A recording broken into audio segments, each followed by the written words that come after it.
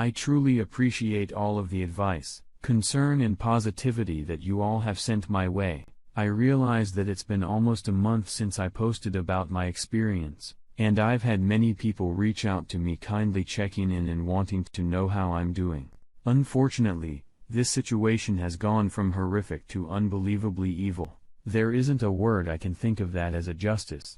I apologize in advance for what I know is going to be a long update post. It's the only way to get the full picture of how truly destroyed I feel. Days after the initial post, I took your guys' advice and made a few appointments with attorneys, and one with a legal document preparation lady to keep my options open. My wife had no knowledge of those meetings, FYI. We went a few days after the post with no contact directly, but she was adamant that this time she really was going to make an effort to get us to see a marriage therapist, which I had been insisting upon for months before my DDAY, so we can try to see if there was any way of working through this.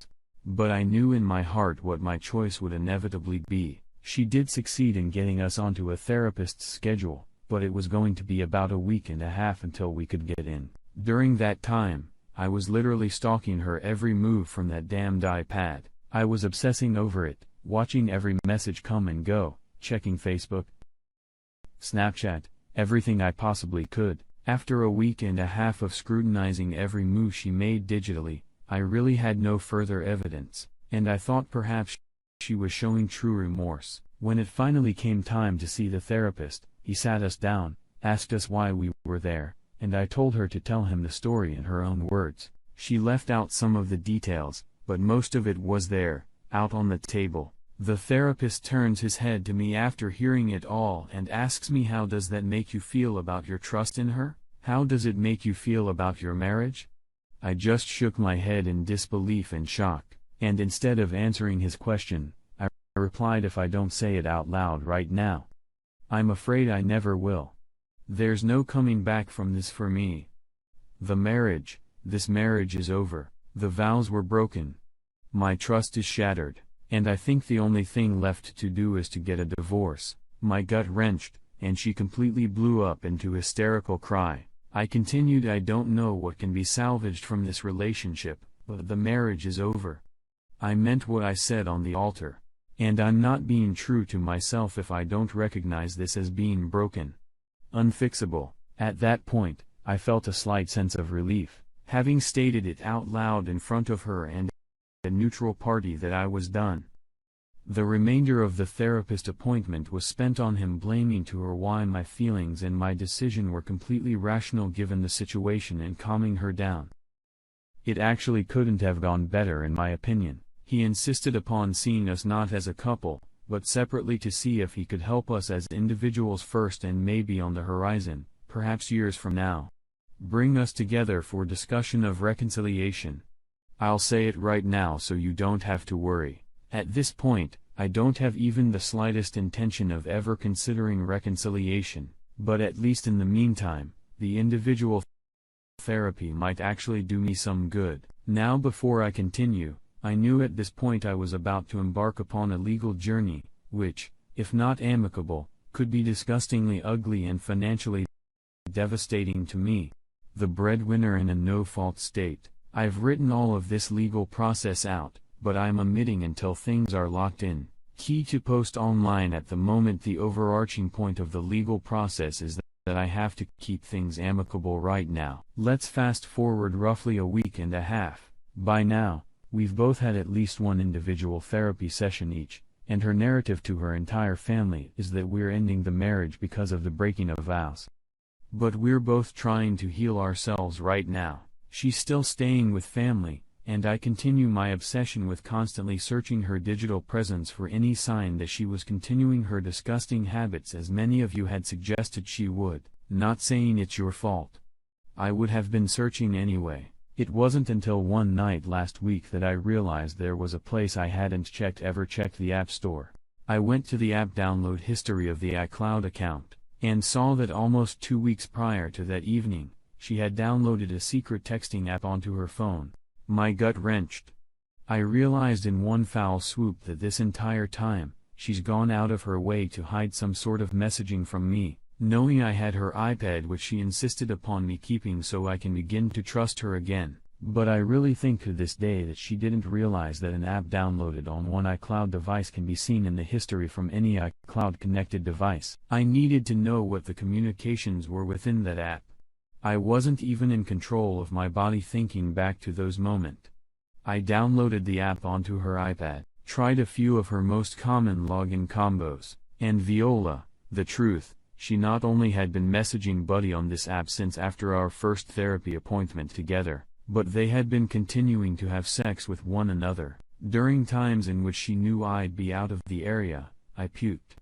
I cried. It was 3 in the morning on a weeknight. I went into the restroom and started grabbing all the prescription strength medications I could find. I went back into my room with an overflowing handful of assorted pills that without a doubt would have been effective in ending my life. I sat on the edge of my bed, sobbing, ready to end it. I picked up my phone and tried to call my mom. No answer. My dad. No answer. My sister. She answered. I told her what I had just discovered through violent outbursts of tears, and she could tell I was on the verge of losing it. She didn't know I had the pills in my hand, but she did insist keeping me on the phone. Albeit, in the middle of the night until I had calmed down.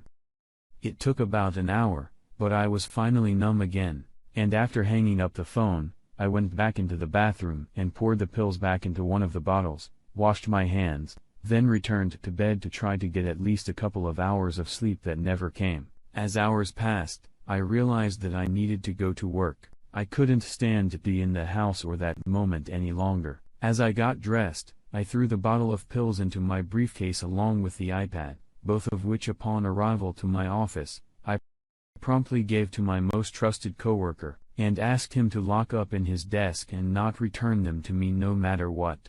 No questions asked. He obliged and gave me an understanding pat on the shoulder as I walked away. So now I've done it. I got what I was asking for, what I had been searching for. Undeniable proof that not only is my wife a cheater, but she's also a cold-blooded liar. I struggled for days on end, trying to decide what to do with the information I had discovered. On one hand, I wanted so badly to call her out to every possible family member, friend, or acquaintance, and let the whole world know what she truly is, what she had done and was continuing to do. But I couldn't. I already have the process underway for ending the marriage, but there's still a time window where she could choose to get nasty and costly as days went by and more texts, calls, and attempts to communicate with me went unanswered. She finally went out of her way to stop by and check on me. I about lost my shit. During the encounter, I was purposefully very vague and seemingly indifferent to her. I didn't know exactly what to do. It wasn't until she lost her temper and started yelling at me for acting weird that I gave her a chance and asked her point blank, "Have you had any contact with Buddy whatsoever since that night?" Her response? "No. I blocked him on everything." I asked again, "Are you sure about that?" She adamantly proclaimed that she hadn't and that he was gross and she would never do that to me. She could never do that to me. Then I dropped the bomb. "So what about this app? And what about this video I took on my phone of that app, showing the conversations you two have been having this whole time? The pictures you've sent one another, the plans you've made to sneak around based on my daily schedule." She collapsed onto the ground, sobbing, crying, begging me for what I don't know. I kept my tone indifferent. "So here's what's going to happen.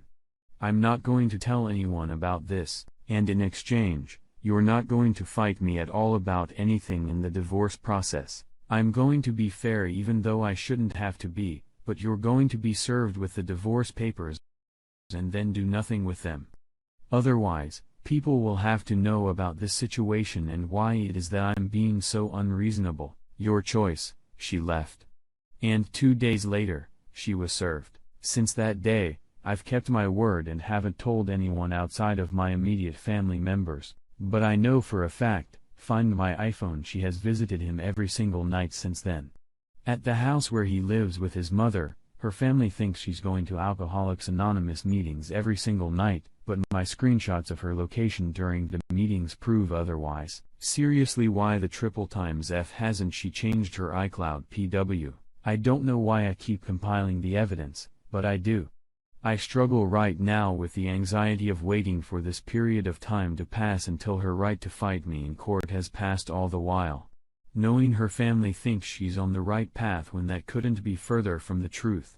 In fact, she's lying to every single one of them. What hurts me the most right now is the injustice of it all. She gets to be around people, her family, and act like everything is on the up and up every day, and run off each night to have sex with him, then sneak home in the middle of the night to keep up appearances. All the while, I go to work each day, head home to an empty, mentally haunting house, and experience how it truly feels to be alone in every sense of the word. I'm past the feelings of ever considering self-harm.